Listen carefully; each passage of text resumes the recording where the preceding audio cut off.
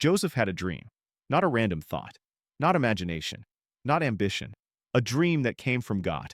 But the moment God gives a dream, he does not rush you to the destination. He walks you through a process.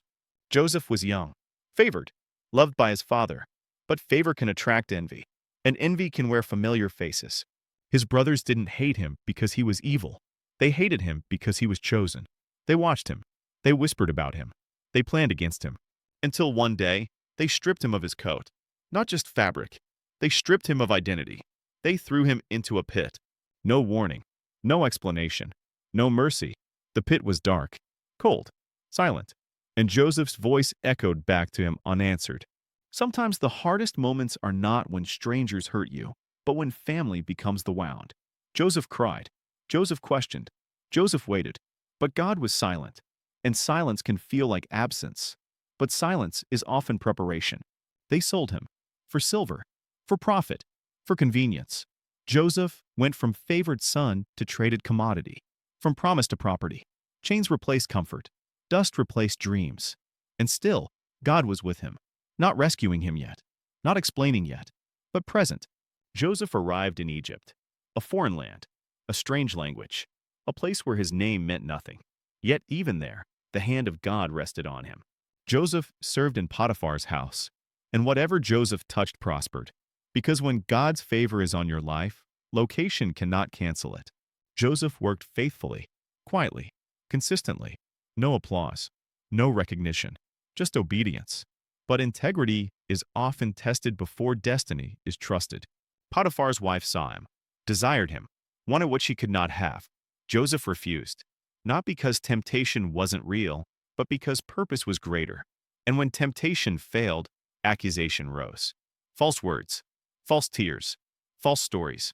Joseph was punished for righteousness. From servant to prisoner. Again, another pit, another injustice, another silence. Have you noticed?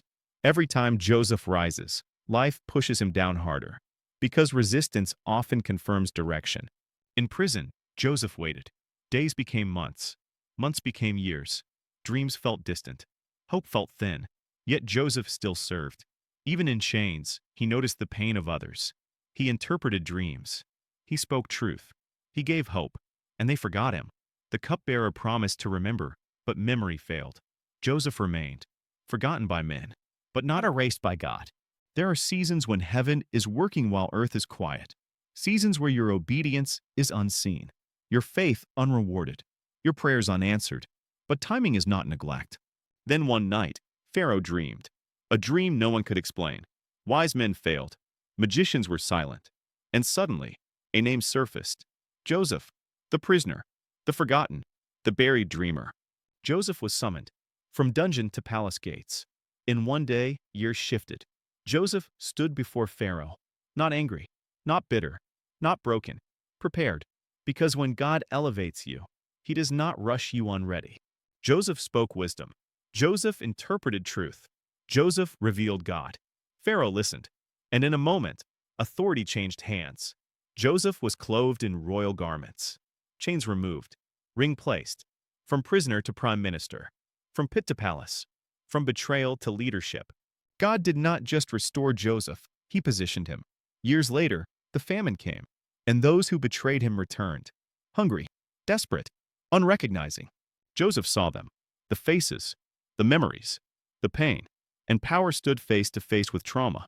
Joseph could have destroyed them, but purpose chose mercy. What you meant for evil, Joseph said, God meant for good. Forgiveness is proof of healing. Joseph wept. Joseph embraced. Joseph restored. Because destiny that carries bitterness will always leak pain. Joseph's story teaches us, delay is not denial.